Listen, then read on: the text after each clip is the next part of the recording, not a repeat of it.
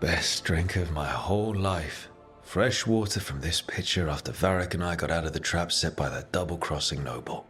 We didn't know how close he was to the throne of Ravane, or that stopping him would get me kicked out of the Lords of Fortune until the heat dies down. Who cares about the politics? I kept a dangerous artifact out of Venatori hands. The Lords should have had my back. I won't apologize for surviving a double cross. But if me leaving helped the Lords handle the politics, it was a small price to pay.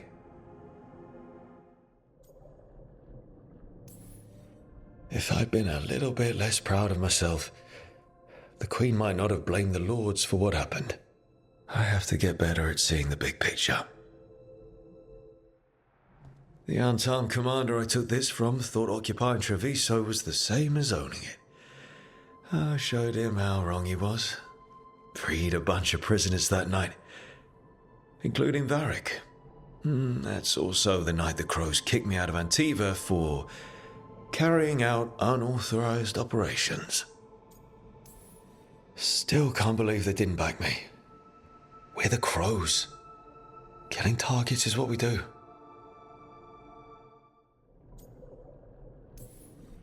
It was the right thing to do, but it did bring the Antam down hard on the Crows. Probably could have made fewer waves.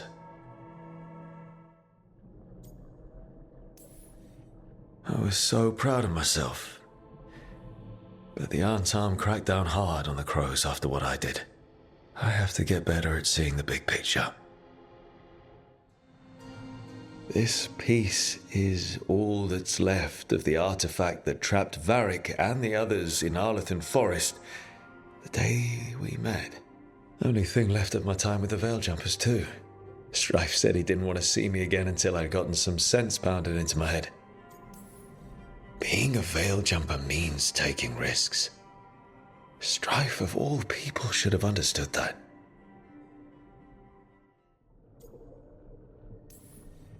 I'll never regret saving everyone, but I probably could have been more apologetic about disobeying orders. I hope I can make it right with Strife one day.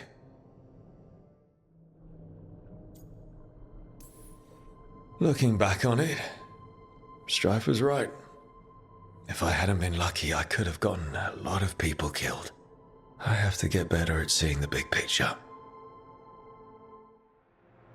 I helped a lot of Minratha's slaves escape to freedom the night I met Varric. Then the Magisters cracked down in retaliation, and the Shadow Dragons decided I was too much trouble to keep around. We could have taken a stand and dared the Magisters to come after us. At least people are free because of what I did.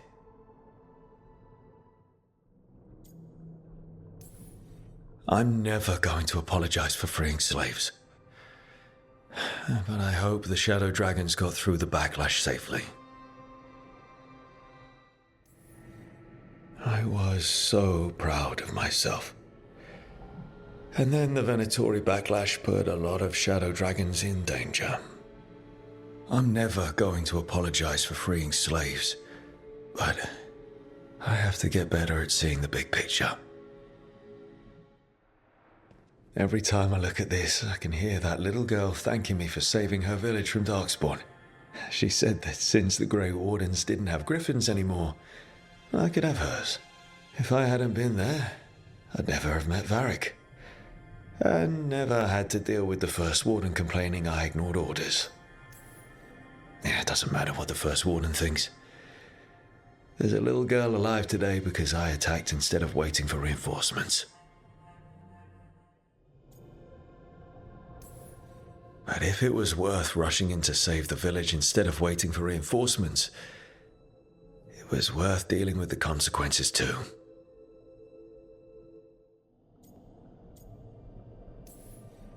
I was so determined to save that village I couldn't wait for reinforcements.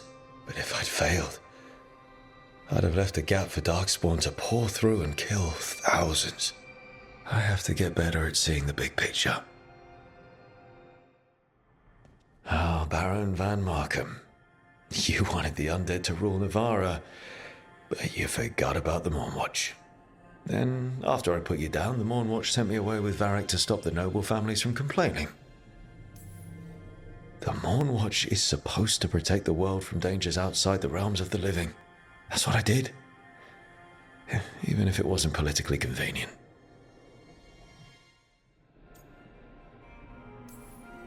The Mourn Watch protects the world from dangers outside the realms of the living, which I did. But I guess that includes dealing with the consequences.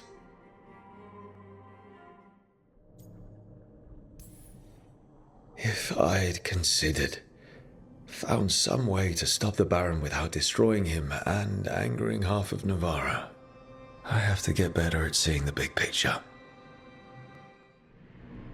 The ever-turning orb. My final training project as an apprentice.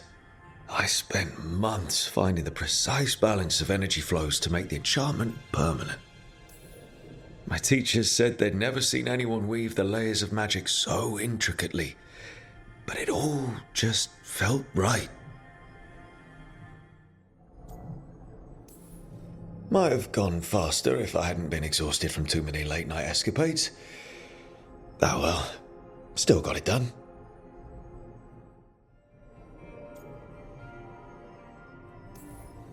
I could have used more time learning to cast spells while someone swings a sword at me, and less time on floating orbs.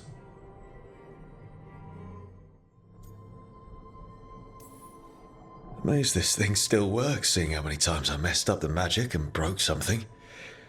But I got there eventually. A meditation upon the use of blades. Must have read this thing cover to cover a dozen times during weapons training. Working drills until I had the perfect strike ready to face anything. Everything came so easily back then. If I hadn't gotten stuck with kitchen duty for breaking curfew so often, I might have read it even more.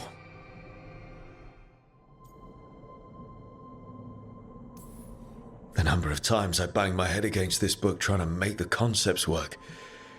But that training has kept me alive so far. Most fights ended with me knocking my opponent down with a kick instead of some fancy move. The tools every professional scoundrel needs when learning the trade. I spent as much time picking locks and mixing poisons as I did training with blades or a bow. That precision, every reagent measured perfectly, the feel of the lock opening, it all just felt right.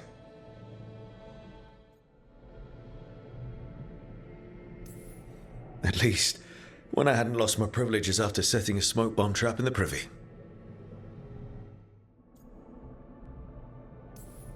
I didn't stop Solus with fancy tools and poisons. I dropped a pillar on him.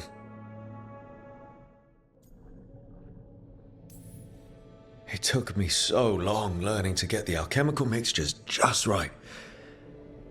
But what I learned saved my life more than once. Varric and his life lessons. I asked him how we were supposed to stop Solus, and he gave me this. Take a long, hard look at it, kid. It'll always show the face of a hero who can get it done. I don't know if I see a hero's face, but it's a face that's seen a lot. Got a few new scars. Some that show up in a mirror, some that don't. But Varric believed in me then, and he believes in me now. I can do this. A damn good-looking hero, if I do say so.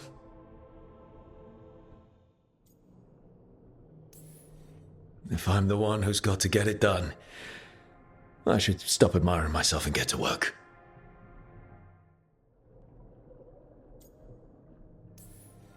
Varric tells such great stories. It's almost enough to make me think that this time, when I look in the mirror, I'll see a hero at Varric's heart, and the team needs me. So chin up, take a deep breath, and get the job done.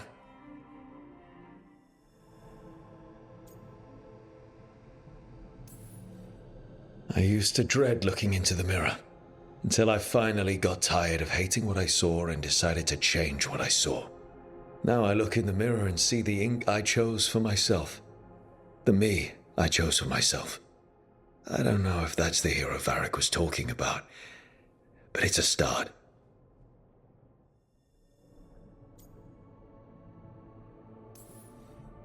Every one of my tattoos is a story. Something I did that's worth remembering. Wonder what I should get when we finish this job.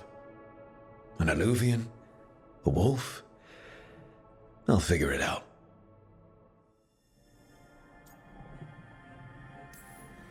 Spent so much time figuring out each tattoo.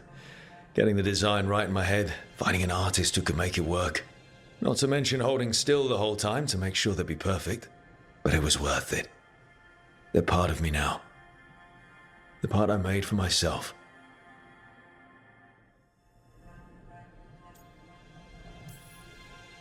You've got a few scars, but you know what? You earned these in fights that needed to be fought. Hits you took to save someone. Shots that knocked you down but didn't keep you down. You are the hero who can get it done. And if you pick up a few more scars along the way, that just proves you were in the fight.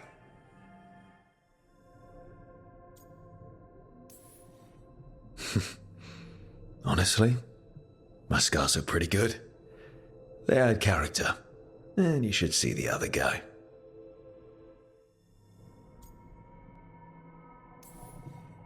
Funny, Varric didn't mention that hero having so many scars.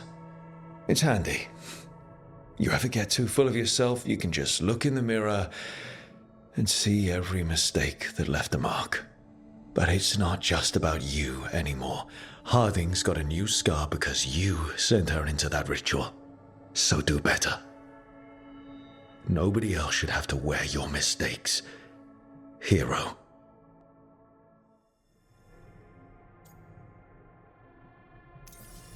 There he is. The man I knew I was. I did the work. I stuck with it. And now I get to see him every time I look in the mirror.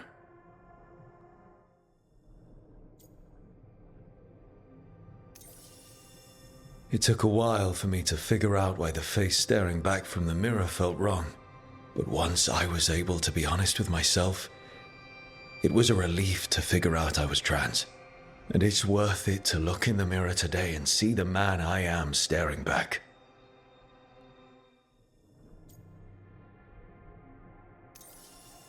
I don't know, Varric. Catching my reflection still hits harder some days. But knowing who I am is worth it. And every day when I look in that mirror, I'm closer to seeing the man I want to be staring back. A peddler gave me this after I saved his caravan from bandits. He told me nobles think of ruling like a game of chess, that each move determines what mark humanity will leave on the world. That's a big responsibility. But if we can leave the world better than we found it, it'll be worth it. We fight each other, we oppress the elves. We're at war with the Untarm. If our rulers keep treating everything like a war game, the only marks we leave on the world will be scorch marks.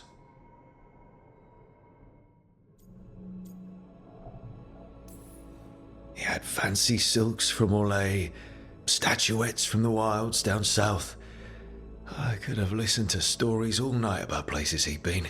Now I'm getting to see some of those places myself.